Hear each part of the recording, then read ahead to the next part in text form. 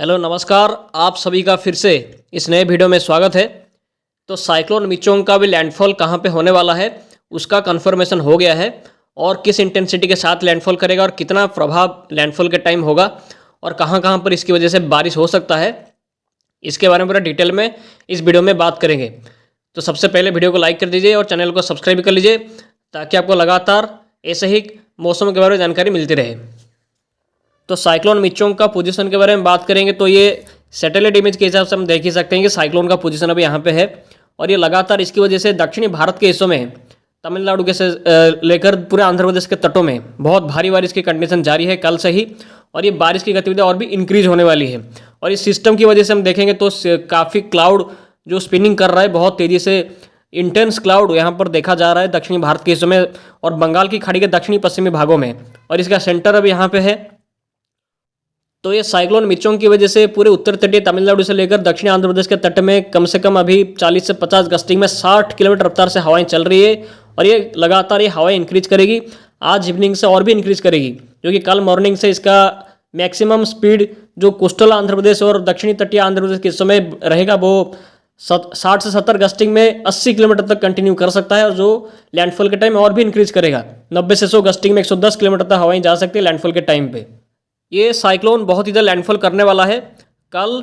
Afternoon के आसपास में इसका लैंडफॉल हो सकता है और ये साइक्लोन एक सीवियर साइक्लोनिक स्टॉर्म का रूप ले गया है।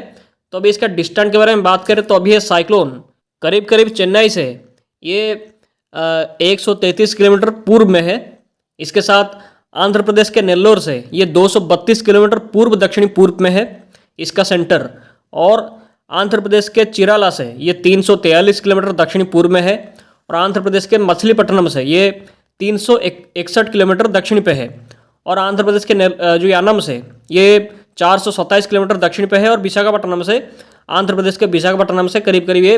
565 किलोमीटर दक्षिण पश्चिम पे इसका सेंटर को यहाँ पर देखा जा सकता है। और इसका जो मैक्सिमम विंड स्पीड के बारे में बात करें तो इसका मैक्सिमम विंड स्पीड करीब करीब 90 किलोमीटर के आसपास में है इसके सेंटर में, और गस्टिंग मैक्सिमम गस्टिंग 110 किलोमीटर के आसपास में अभी है और ये लगातार इंक्रीज करेगा। और भी प्रेशर इसका 993 MB के आसपास में है और इसका जो डायरेक्शन है वो continuously north north west Uttar Uttar पश्चिम दिशा में ये आगे जा रहा है, और इसका स्टार्टस अभी एक सीवियर साइक्लोनिक स्टॉर्म का है। इसमें जो फ्लडिंग रेन की कंडीशन वो बहुत ज़्यादा हाई है, बहुत भारी मात्रा में फ्लडिंग रेन होने की संभावना लगातार बना हुआ है पूरे आंध्र प्रदेश के तटों में और आंध्र प्रदेश के पूरे हिस्सों में। और इसका डैमेज जो विंड डैमेज की वजह से इसका रिस्क वो भी मॉडरेट है, मतलब इसमें भी विंड डैमेज से काफ़ी अच्छा खासा डैमेज खतरा दिखाई दे रही है।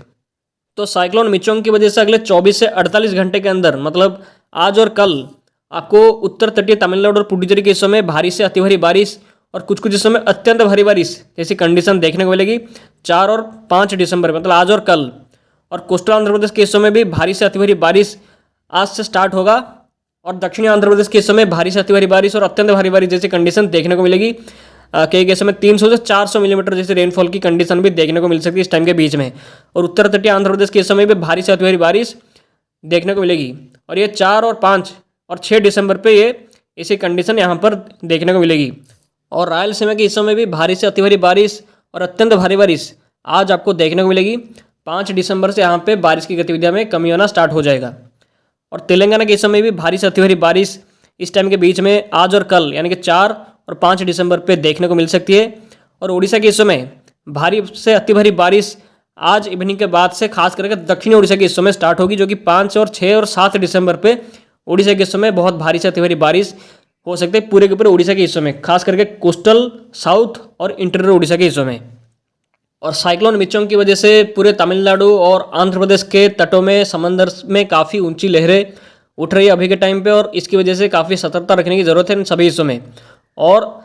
7 दिसंबर तक उड़ीसा से लेकर तमिलनाडु आंध्र प्रदेश के तटों में मछुआरों को समंदर पे जाने की अनुमति नहीं है। हवाओं की गति काफ़ी तेज़ इस टाइम के बीच में रहेगी,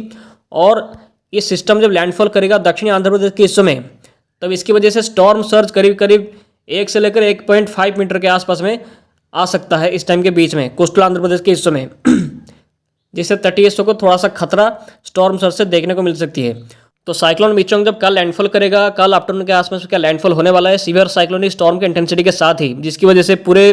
दक्षिणी आंध्र प्रदेश के हिस्सों में भारी से अति भारी बारिश के साथ अत्यंत भारी बारिश और 90 से 100 गस्टिंग में 110 किलोमीटर तक हवाएं कंटिन्यू कर सकती है, जिसकी वजह से डैमेज की संभावना काफ़ी ज़्यादा बना हुआ है दक्षिणी आंध्र प्रदेश के तटों में। अगर हम डैमेज के बारे में बात करें तो नेल्लोर के साथ तिरुपति के हिस्सों में, प्रकाशम, बापाटला, गुंटूर और कृष्णा के साथ वेस्ट गोदावरी के हिस्सों में भारी नुकसान की संभावना इस टाइम के बीच में इस साइक्लोन से देखने को मिल सकती है कल। इसके साथ जो कोस्टल डिस्ट्रिक्ट और नॉर्थ तमिलनाडु, पुडुचेरी के समय भी डैमेज होने की संभावना ज़्यादा है। तो पहले जो कन्फ्यूजन था कि साइक्लोन लैंडफॉल कहाँ पे करेगा, ट्रैक में क्या चेंज होगा, बट अभी लैंडफॉल के बारे में पूरा श्योरिटी आ चुका है, ट्रैक पूरा कंफर्म हो गया है। तो ट्रैक लाइन को आप साफ साफ देख ही सकते हैं कि इसका मैक्सिमम मॉडल सपोर्ट यही है कि इसका लैंडफॉल दक्षिणी आंध्र प्रदेश में ही होने वाला है और मछलीपट्टनम के जस्ट वेस्ट में इसका लैंडफॉल स्लाइटली वेस्ट में होने वाला है, जो कि अगर हम देखेंगे तो ये लिखा है यहाँ पे landfall expected near Nizampatnam on 5 December tomorrow afternoon hours, मतलब कल आफ्टरनून के आसपास में 5 दिसंबर को आफ्टरनून के आसपास में इसका लैंडफॉल होने वाला है निजामपट्टनम के आसपास में, जो कि यहाँ पे है इस जगह के आसपास। और इस टाइम पे ये सीवियर साइक्लोनिक स्टॉर्म के इंटेंसिटी में लैंडफॉल करेगा, जिसकी वजह से 90 से 100 गस्टिंग में 110 किलोमीटर तक हवाएं कंटिन्यू कर सकती है। ये पूरे आंध्र प्रदेश के दक्षिणी तट में है, जिसकी वजह से भारी नुकसान की संभावना है। इस नुकसान पे कई सारे ट्रीज उखड़ सकता है, कई सारे इलेक्ट्रिक पोल्स को डैमेज हो सकता है,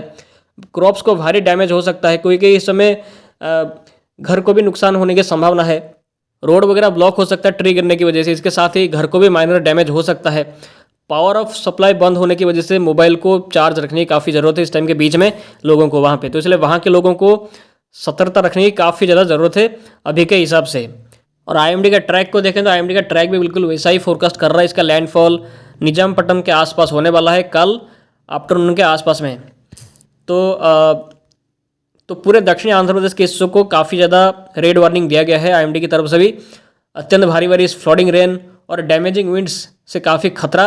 आंध्र प्रदेश के दक्षिणी तट में काफ़ी ज़्यादा भारी मात्रा में दिखाई दे रही है। और ये साइक्लोन लैंडफॉल के बाद ऐसे ट्रैक फॉलो करके देखेंगे तो आईएमडी का ट्रैक, तो ये ऐसे ट्रैक फॉलो करके उत्तरी आंध्र प्रदेश से होते हुए दक्षिण उड़ीसा की ओर जाएगा, पर दक्षिण उड़ीसा के आसपास जाते हैं पूरी तरह से कमज़ोर हो सकता है, लो प्रेशर के रूप में दक्षिण उड़ीसा में पहुंच सकते हैं। बट फिर भी इसकी वजह से पूरे उड़ीसा के समय भारी से अति भारी बारिश होगी। दक्षिणी उड़ीसा में, जो तटीय उड़ीसा में, इसके साथ पश्चिमी उड़ीसा में के साथ साथ जो सेंट्रल उड़ीसा में भी भारी बारिश इस टाइम के बीच में देखने को मिलेगी। तो रेन मैप को देखेंगे तो ये देखिए रेन मैप यही इंडिकेट कर रहा है कि ये साइक्लोन की वजह से पूरे आंध्र प्रदेश के उत्तरी तटीय में और सेंट्रल आंध्र प्रदेश के समय ज़बरदस्त भारी बारिश, एक्सट्रीम हेवी रेनफॉल जैसी कंडीशन रहेगी। और पूरे उड़ीसा के समय ज़बरदस्त भारी बारिश रहेगी, खास करके दक्षिण उड़ीसा में भारी से अति भारी बारिश इस टाइम के बीच में देखने को मिलेगी। और तेलंगाना से लेकर पूरे तमिलनाडु के उत्तरी तटीय हिस्सों में भी भारी बारिश इस टाइम के बीच में रहेगी। और देखेंगे तो देखिए छत्तीसगढ़ के हिस्सों में, वेस्ट बंगाल के हिस्सों में, झारखंड के समय भी बारिश यहाँ पे दिखाई दे रही है। और बांग्लादेश के समय भी यहाँ पे बारिश इस साइक्लोन की वजह से देखने को मिलेगी। मतलब ये पूरे हिस्सों में आप देख रहे हैं, वेस्ट बंगाल, झारखंड, छत्तीसगढ़, उड़ीसा, आंध्र प्रदेश, तेलंगाना, तमिलनाडु, इसके साथ जो बिहार के भी कुछ हिस्सों में हो सकता है कि बारिश इस टाइम के बीच में देखने को मिले आउटर बैंड का रीच होने की वजह से। तो ये पूरे इस समय भारी बारिश और बारिश की गतिविधियाँ रहेगी आज से लेकर पूरे 8 दिसंबर के बीच में। इवन 8 दिसंबर तक बारिश यहाँ पे कंटिन्यू करेगी। 8 दिसंबर के बाद पूरा सिस्टम पूरी तरह से कमज़ोर होगा, उसके बाद बारिश की गतिविधियाँ यहाँ पे पूरी तरह से कम होने का संभावना दिखाई देगी।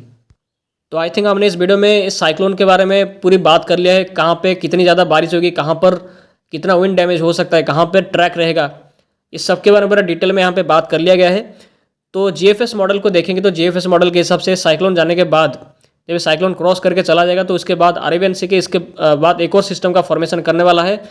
तो कम से कम 7 दिसंबर के आसपास एक लो प्रेशर का फॉर्मेशन अरेबियन सी के दक्षिणी पूर्वी भागों में कर सकता है, और ये सिस्टम भी इंटेंसीफाई में भी कर सकता है, और साइक्लोन का फॉर्मेशन भी इसकी वजह से हो सकता है अरेबियन सी पे।